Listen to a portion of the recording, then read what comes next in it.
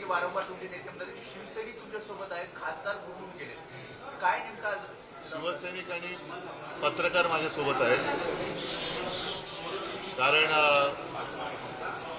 गेल्या काही दिवसांमध्ये या सर्वांची वागणूक, वर्तवणूक, भाषा आपण सगळे अनुभवत आहात आणि मला स्वतःला काही वेळेला लाज वाटते की अशी लोक हे बुरके पांघरून आपल्यासोबत इतके वर्ष राहिली कशी.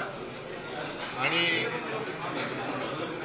ही एक असभ्य वागणूक या लोकांकडनं खास करून गेल्या 1-2 दिवसापूर्वी पत्रकारांनी मिळाली हे आपल्या संस्कृतीत शोभणारं नाही आहे.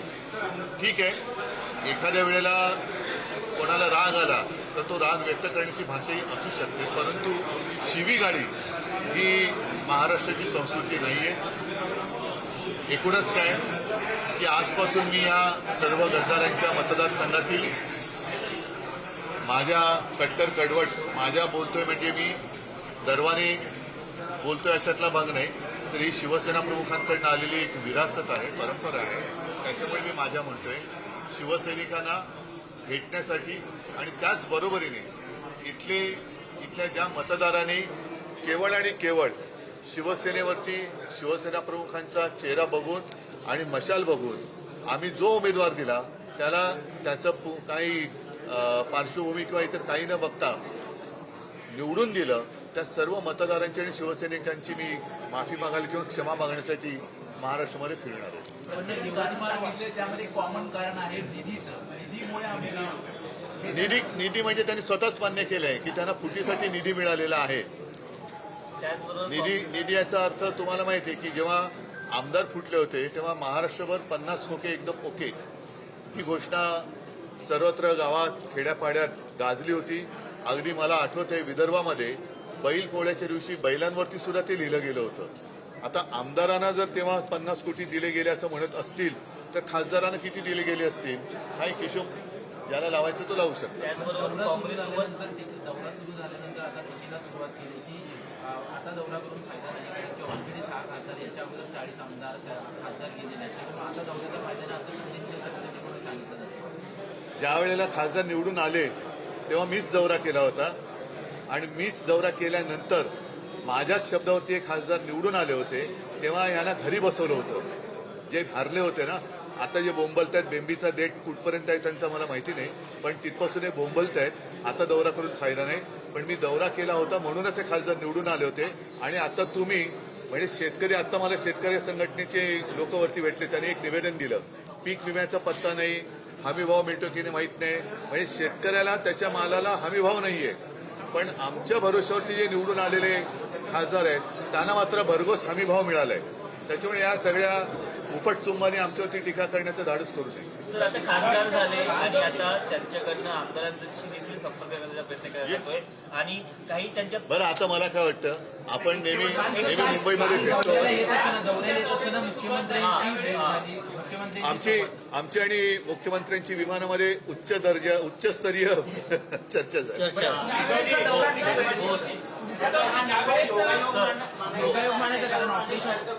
येत्या काही दिवसात कळेल. येत्या आमच्या कालच्या बैठकीचा वृत्तांत किंवा जे काही ठरलं ते येत्या काही दिवसात कळेल. चला, मला वाटतं आपण सगळे नेहमीचे आहोत. धन्यवाद.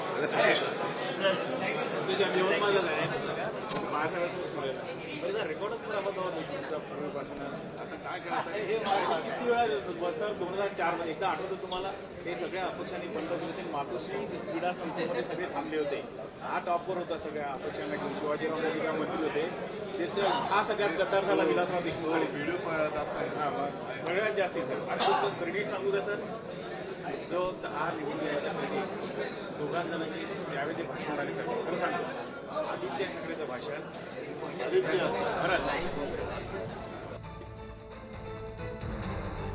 फडणवीसांसोबत विमानामध्ये उच्चस्तरीय चर्चा झाल्याची माहिती ठाकरेंनी स्वतः माध्यमांशी बोलताना दिली आहे. आमदारांना 50 कोटी दिले होते, खासदारांना किती कोटी दिले असा सुद्धा सवाल ठाकरेंनी उपस्थित केलाय. यवतमाळमध्ये ठाकरेंची सभा होतीये आणि याच पार्श्वभूमीवर उद्धव ठाकरेंचा या सभेपूर्वी माध्यमांशी संवाद. बंडखोर खासदारांच्या मतदारसंघामध्ये उद्धव ठाकरेंचा दौरा आहे आणि उमेदवाराची कोणतीही पार्श्वभूमी न पाहता लोकांनी मतदान केलं होतं. मी दौरा केला म्हणूनच बंडखोर खासदार निवडून आल्याचं सुद्धा उद्धव ठाकरेंनी बोलून दाखवलंय. शिवीगाळ करणं ही महाराष्ट्राची संस्कृती नाही असं सुद्धा उद्धव ठाकरेंनी म्हटलेलं आहे. संजय दिना पाटलांना लगावलेला टोला. आम्ही जो उमेदवार दिला त्यांना मतदान करणाऱ्या जनतेचे आभार मानतो. उमेदवाराची कोणतीही पार्श्वभूमी न पाहता मतदान केलं यासाठी आभार मानतो असं सुद्धा उद्धव ठाकरेंनी म्हटलंय.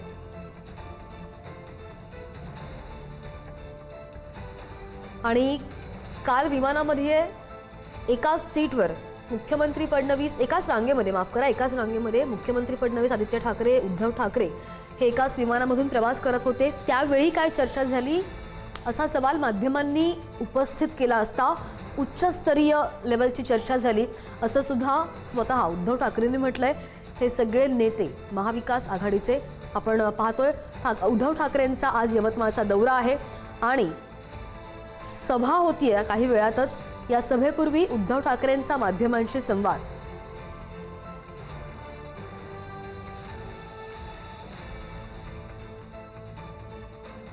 उद्धव ठाकरेंचा बंडखोर खासदारांच्या मतदारसंघामध्ये दौरा आहे आणि ती यवतमाळ दौऱ्यावर सध्या आहे. तिथूनच ते बोलत होते. यवतमाळच्या कृषी उत्पन्न बाजार समिती परिसरामध्ये उद्धव ठाकरेंची सभा पार पडते. काही वेळातच ही सभा सुरू होईल आणि या सभेला नुकतंच आपण पाहिलं युवा सेनेचे नेते आदित्य ठाकरे, संजय राऊत, अनिल देसाई, अरविंद सावंतांनी सुद्धा मगाशी काही वेळापूर्वी माध्यमांशी संवाद साधला, टीका केली. अंबादास दानवे हे सुद्धा तिथं उपस्थित आहेत आणि यवतमाळ इथं ही सभा पार पडते. त्यानंतर वाशिम, हिंगोली इथं सुद्धा उद्धव ठाकरेंचा दौरा असणार आहे. दरम्यान थोड्याच वेळात उद्धव ठाकरे सभा घेतील. त्यापूर्वी त्यांची झालेली पत्रकार परिषद त्यावर आपण एक हायलाइट्सवर नजर टाकतोय. ही जी आपण प्लेट्स पाहतोय उद्धव ठाकरेंची यवतमाळमध्ये जी जाहीर सभा होतीये आणि त्यापूर्वी बंडखोर खासदार संजय देशमुखांच्या मतदारसंघामध्ये कार्यकर्त्यांशी ते संवादही साधणार आहेत. या सभेची सगळी तयारी पूर्ण झालेली आहे. कार्यकर्त्यांशी ते काय संवाद साधतात याकडे आपलं लक्ष असेल.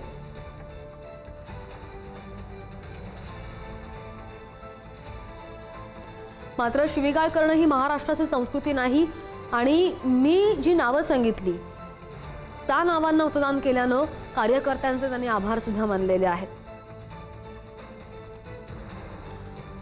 मुख्यमंत्री देवेंद्र फडणवीस यांच्याशी बरीच चर्चा झाली, उच्चस्तरीय चर्चा झाली असं सुद्धा त्यांनी या दरम्यान म्हटलेलं आहे. ही जी दृश्य आपण पाहतोय सध्या ज्या ठिकाणी उद्धव ठाकरेंची सभा होणार आहे, खासदार संजय देशमुखांचा मतदारसंघ, कृषी उत्पन्न बाजार समितीचा परिसर, या परिसरामध्ये यवतमाळमध्ये ही जाहीर सभा होणार आहे आणि त्याच पार्श्वभूमीवर या सभेची अशी जय्यत तयारी केली गेली आहे. त्यामुळे काही वेळातच ही सभा पार पडणार आहे. यवतमाळचा बालेकिल्ला अभेद्य राहणार अशा आशयाचे फलक आपल्याला पाहायला मिळतात. ही तीन दृश्य आपण पाहतोय यवतमाळमधून, हिंगोलीमधून आणि वाशिममधून. यवतमाळमध्ये ज्या ठिकाणी कृषी उत्पन्न बाजार समितीच्या परिसरामध्ये ही सभा होतीये त्या ठिकाणचा यवतमाळचा परिसर आपण पाहतोय. थोड्याच वेळात इथं उद्धव ठाकरे सभा घेणार आहेत. त्यानंतर दुसरी दृश्य आहेत हिंगोलीमधून, हिंगोलीमध्ये सुद्धा त्यांची सभा होईल. त्यानंतर तिसरी दृश्य वाशिममध्ये. या तिन्ही ठिकाणी या उद्धव ठाकरेंच्या सभेची तयारी पूर्ण झालेली आहे. या तिन्ही ठिकाणी उद्धव ठाकरे काय संबोधित करतात, काही कानमंत्र देतात का याकडे सुद्धा लक्ष असेल. काही स्ट्रॅटेजी पुढची आहे ती पाहावी लागेल. कारण की विधानसभा लोकसभाच्या निवडणुका झाल्या त्यानंतर आत्ता सुद्धा जे 6 खासदार बंडखोरी करून गेले त्यासाठी उद्धव ठाकरे आपल्या कार्यकर्त्यांना भावनिक आवाहन करताना पाहायला मिळतात. या सभेकडे आपलं लक्ष असेल. सगळे ताजे अपडेट्स तुमच्यापर्यंत पोहोचवण्याचा प्रयत्न असेल.